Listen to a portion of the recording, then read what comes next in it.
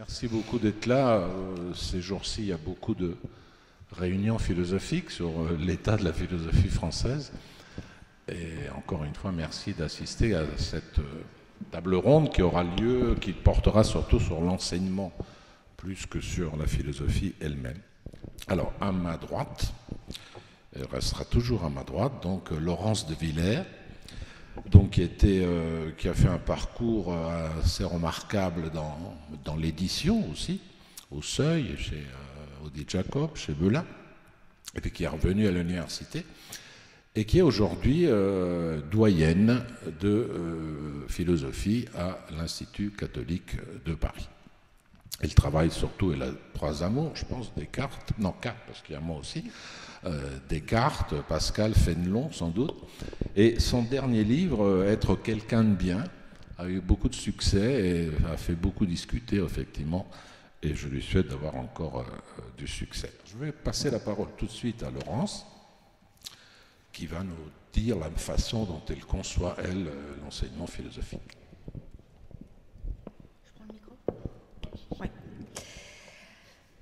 Alors avant d'en venir à la question que tu nous as posée, comment on enseigne la philosophie en France, je suis d'abord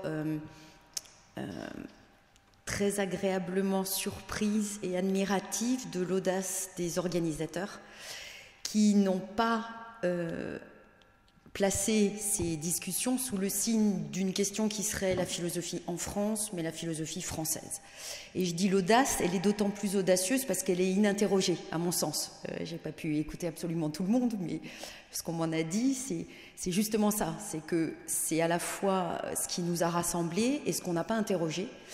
Et c'est encore plus audacieux quand on imagine qu'il n'existe pas à l'université une discipline qui s'appellerait la philosophie française. On peut donner des cours en philosophie allemande, philosophie anglo-saxonne, mais je ne crois pas, vous me détromperez, hein, mais si c'est le cas, mais je ne crois pas qu'il y ait des cours de philosophie française. Donc je dirais d'abord bravo pour cette audace et qui rejoint celle qui nous réunit ce soir, à savoir se poser la question comment on enseigne la philosophie. Je pense que le fait même qu'on se pose la question, autrement dit la spécificité de la philosophie française, qui n'est pas du tout une spécificité nationale, je le dis tout de suite, je pense que Nietzsche est un philosophe français, Patočka aussi, Voegelin dans son genre aussi, puisqu'il le réclame en disant qu'il est un philosophe de la conscience, mais cette spécificité de la philosophie française se retrouve sans doute, très probablement, dans l'enseignement de la philosophie en France. Il y a sans doute une façon française d'enseigner la philosophie allemande, par exemple, ou anglo-saxonne. Ne serait-ce que, alors tu nous as fait entendre Jean Kelevitch, c'était extraordinaire, mais je pense à Deleuze qui définit les Français comme des propriétaires terriens qui vivent de la rente cartésienne. C'est peut-être pour ça qu'il y a une majorité de cartésiens de ce côté-ci de la salle. Oui, il y a une rente du cogito, puisque si on croit Deleuze, mais il n'est pas le seul, les Français n'ont cessé de reterritorialiser, il le dit comme ça je crois, reterritorialiser la philosophie sur la conscience, alors que les Allemands par exemple s'efforçaient de déterritorialiser la philosophie sur l'absolu, en tout cas en ne renonçant jamais à l'absolu. Donc quand tu déplores l'effacement ou la mise à mal de certaines notions comme celle du sujet, c'est sans doute une inquiétude française, de rentier français, qui a établi sa rente sur le cogito. L'enseignement de la philosophie. Et si vous me permettez, parce que j'ai eu pendant des années un point de vue qui était aussi un autre point de vue, un peu plus extérieur, celui de l'éditeur, et je pense que c'est indissociable que nous nous posions aussi les questions de l'avenir éditorial de ce que nous faisons, écrivons, enseignons, cherchons, parce qu'il me semble que c'est impossible de dissocier la recherche de l'enseignement, mais la recherche et l'enseignement de leur vie éditoriale. L'enseignement de la philosophie me semble reposer, je vais reprendre exactement tes termes, sur des problématiques, c'est-à-dire pas sur des fondements ou des assises, mais sur des problématiques, ce qui est sans doute moins confortable, mais je pense qu'une épistémologie de l'inquiétude est beaucoup plus bénéfique qu'une épistémologie de la certitude. Je ne pensais pas dire ça devant Denis Kambouchner un jour. en étant moi-même cartésienne, mais j'en suis convaincue. C'est problématique à mon sens, et je ne fais vraiment que modestement ouvrir ce qui sera un débat beaucoup plus précis par des personnes qui m'entourent, qui connaissent beaucoup mieux les choses que moi. Est-ce que l'enseignement de la philosophie est l'enseignement de l'histoire de la philosophie ? Ça paraît... Alors je vais dire des choses bateaux, mais je crois que la force de la philosophie aussi, c'est de dire des choses bateaux dont on ne se dépêtre pas depuis ses origines. Je ne veux pas dire par là, ça ne recouvre absolument pas quand je parle de cette distinction, dichotomie ou antagonisme, comme vous voudrez, entre enseigner la philosophie et enseigner l'histoire de la philosophie, ça ne recouvre pas ce qu'on pourrait très artificiellement formulé comme une opposition entre une philosophie continentale et une philosophie qui ne serait pas continentale, dont je cherche un peu le nom, mais ce n'est absolument pas ce que je suis en train de dire. Je pense que même ceux qui font partie d'une tradition dite continentale s'interrogent toujours si enseigner la philosophie, c'est enseigner l'histoire de la philosophie. Pourquoi ? Deuxième point, parce que enseigner la philosophie, c'est faire de la philosophie et faire en sorte que ceux qui nous écoutent, nos étudiants, quels qu'ils soient, nos lycéens, parce que j'ai enseigné aussi en lycée, à des classes techniques, donc plutôt des lycéens un peu réfractaires à la philosophie, fassent aussi de la philosophie en nous écoutant faire cours de philosophie. Donc c'est un véritable problème de la philosophie dont on ne peut pas dire c'est bateau et puis on va le régler par cette opposition, par exemple, artificielle entre philosophie continentale et philosophie analytique. Est-ce que enseigner la philosophie, c'est enseigner l'histoire de la philosophie, ou c'est tenter, en enseignant l'histoire de la philosophie, de toujours faire en sorte que ceux qui nous écoutent enseigner l'histoire de la philosophie fassent de la philosophie ? Je suis toujours... Je vais vous confier quelque chose, je suis toujours très mal à l'aise quand je fais cours sur Descartes, contre toute attente, parce que je sais que je dois exposer un auteur. Je dois faire quelque chose qui est de l'ordre de l'exposition. Et pourtant, Descartes dit l'exposition de la vérité devrait suffire. Eh bien, hélas, ce n'est pas si simple. C'est-à-dire, est-ce qu'on doit exposer un auteur ? D'abord parce que c'est très limitatif, cet auteur, il est pris aussi dans son temps et dans ce qui le précède. Descartes, c'est un thomiste, c'est peut-être sans doute le dernier grand thomiste. Donc qu'est-ce que ça veut dire exposer Descartes si j'expose pas Thomas ? Un peu. Enfin, en tout cas, peut-être la Contra Gentiles qui dit toujours avoir avec lui. Vous voyez déjà ce problème-là. Et quand je fais cours sur Descartes, je me dis... Je fais cours sur un auteur qui n'était pas prof, d'ailleurs, de philosophie, mais qui a choisi d'écrire son œuvre principale, ou une de ses œuvres principales, les méditations métaphysiques, précisément sous une forme, l'ordre méditatif des raisons, qui préserve la vérité quand elle est exposée de toutes les altérations qu'elle peut subir. Pourquoi ? Parce que la forme méditative résout ce problème. Descartes le dit, il faut que vous fassiez le chemin avec moi. Donc en réalité, exposant la vérité sous forme méditative, il vous met déjà dans le registre de faire de la philosophie, de philosopher avec lui. Donc il préserve la vérité de toute l'altération de la transmission. Et là, je vais dire peut-être quelque chose de paradoxal, je ne suis pas sûre que la philosophie, l'enseignement de la philosophie, soit de l'ordre de la transmission. Parce que la transmission suppose un écart entre celui qui transmet et ce qui transmet. Et je pense que Descartes a résolu le problème. Il ne transmet pas, il écrit des méditations. Donc nous les lisant, nous faisons des méditations métaphysiques. Tout ça pour dire, qu'est-ce qu'on enseigne quand on enseigne la philosophie ? Et je ne crois pas, par ailleurs, qu'il faille en appeler à une histoire de la philosophie qui soit absolument non historiciste, c'est-à-dire qui ne soit pas une histoire de la philosophie. Par exemple, les historiens, je ne crois pas qu'ils soient sortis de cette discussion, qui est très saine, donc il y a peut-être des discussions dont il ne faut pas sortir, de savoir si l'histoire doit aussi s'enseigner à travers des dates ou pas. Eh bien, je pense qu'en philosophie, on a un peu un équivalent de cette discussion. Est-ce qu'on peut enseigner la philosophie sans date ? Moi, je suis très surprise parfois de voir chez des étudiants, pourtant de Master 2, donc plutôt haut niveau, que Descartes, ça pourrait tout aussi bien être Kant, non pas dans les doctrines ou la langue ou les concepts, mais dans l'histoire. On a l'impression que pour les étudiants, très longtemps ou trop longtemps dans leur parcours, Descartes ne vit pas au XVIIe siècle. Il vit un peu dans un monde supralunaire, intemporel, subspecie aeternitatis. Et je pense que ça peut être dommageable. Donc c'est la première problématique qu'on pourrait dire aussi une aporie. La deuxième, c'est la dimension éducative. On fait de la philosophie parce que la philosophie nous fait. Alors, vous me permettez, hein, je l'ai dit et je le dis en toute modestie, je vais à nouveau dire des choses bateaux, mais je crois qu'elles sont importantes.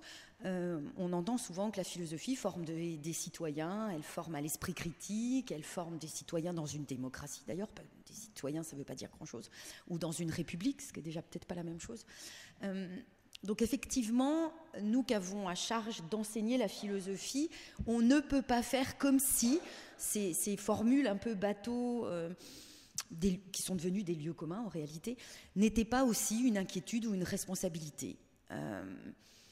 Quand on enseigne la philosophie et qu'on ne se contente pas d'exposer des philosophes, ou d'exposer de l'histoire de la philosophie, on enseigne aussi à nos étudiants à ne pas être les mêmes avant notre cours qu'après notre cours.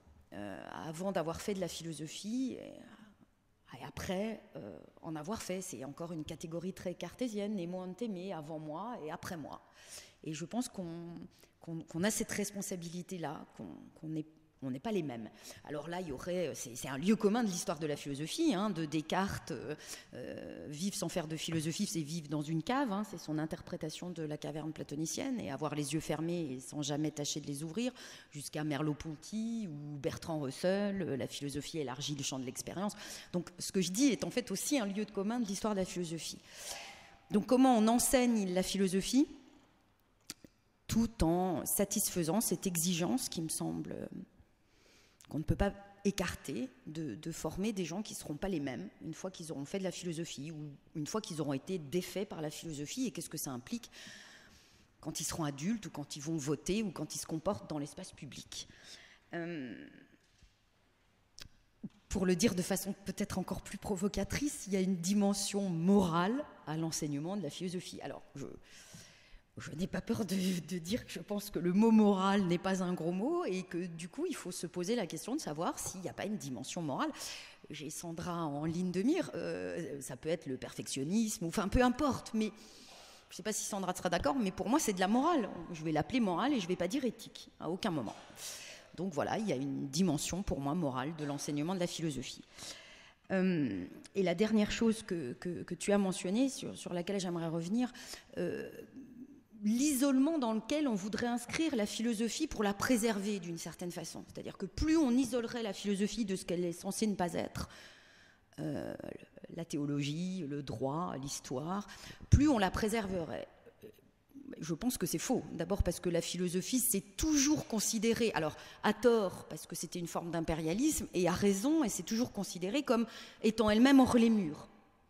Et je crois que tous, enfin, je ne connais pas tout le monde, mais il y a des gens que je connais ici et je sais qu'ils ont fait de la philosophie hors les murs, c'est-à-dire qui ont constitué en objet de la philosophie ce qui n'était pas son objet. Et je pense qu'on ne préserve pas la philosophie en l'isolant de ce qu'elle n'est pas. Qu'elle n'a cessé de se confronter depuis l'origine à ce qu'elle n'est pas, soit en l'intégrant de façon parfois un peu malhonnête. Il y a sans doute un peu de Calliclès dans le Socrate du Gorgias. Il y a sans doute un peu de... Il y a beaucoup de droit dans certains philosophes qui ne disent pas qu'ils font de la philosophie du droit, par exemple. Donc, il me semble très dommageable d'isoler la philosophie de la science, ça tu l'as dit, évidemment, et la science la plus contemporaine. Hein. Je suis très étonnée, je suis ravie en même temps, mais quand mes étudiants pensent que Descartes, ce qu'il dit de la science, c'est faux, mais finalement, c'est pas si faux que ça. Après tout, généralement, il cite un peu Einstein pour contredire Descartes, et puis après Einstein, on a l'impression qu'il n'y a plus de contemporanéité de la science. Donc ça, c'est dommage. Enfin, on ne doit pas isoler la philosophie, mais de la science la plus contemporaine. Je pense qu'on ne doit pas l'isoler du droit, et ça, alors vraiment, c'est une discipline complètement absente. On ne doit pas l'isoler de l'histoire, et là, je suis provocatrice, bien sûr, une deuxième fois. On ne doit pas l'isoler de la théologie. Je dis théologie, je ne dis pas histoire religieuse, je ne dis pas fait religieux, et je ne dis pas la foi. Je dis la théologie, le discours rationnel sur Dieu. C'est provocateur, hein, mais à dessein. Je terminerai, si vous voulez bien, si j'ai le temps encore, sur deux choses. J'en parlais avec David avant de commencer. Le recul du temps. Alors, ça paraît très curieux que je vous dise ça, parce que, encore une fois, je pense que quand on fait de la philosophie, on est d'une certaine façon, même quand on se dit historiciste, on ne l'est pas. Mais pour la première fois de ma carrière, j'ai entendu des étudiants qui m'ont demandé si les méditations métaphysiques existaient dans une traduction française. C'est la première fois.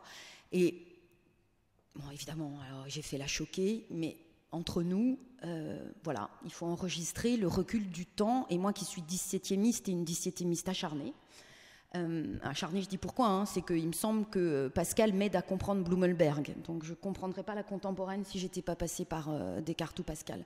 Enfin, vraiment, je n'aurais rien compris à Blumenberg si je n'avais pas lu Pascal.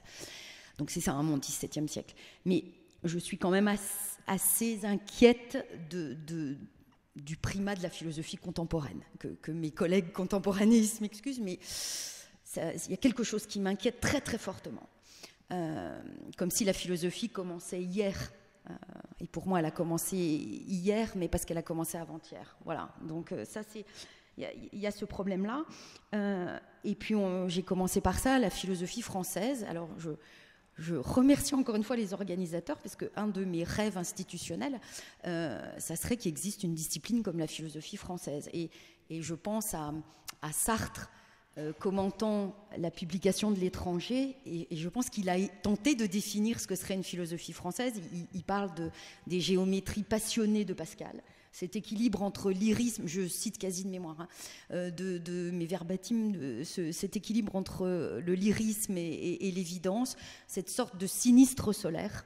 Donc je pense que peut-être si on poursuit ce qui nous a réunis et ce qui vous réunira encore demain, il faut peut-être s'interroger sur non seulement enseigner en France la philosophie, mais la philosophie française. Et je dis ça pour rejoindre un des points que je n'ai pas explicité, mais que j'ai mentionné. Ça permettra aussi peut-être de se dire quelle forme doit-on continuer à donner à la philosophie dans l'édition. Voilà. Merci beaucoup.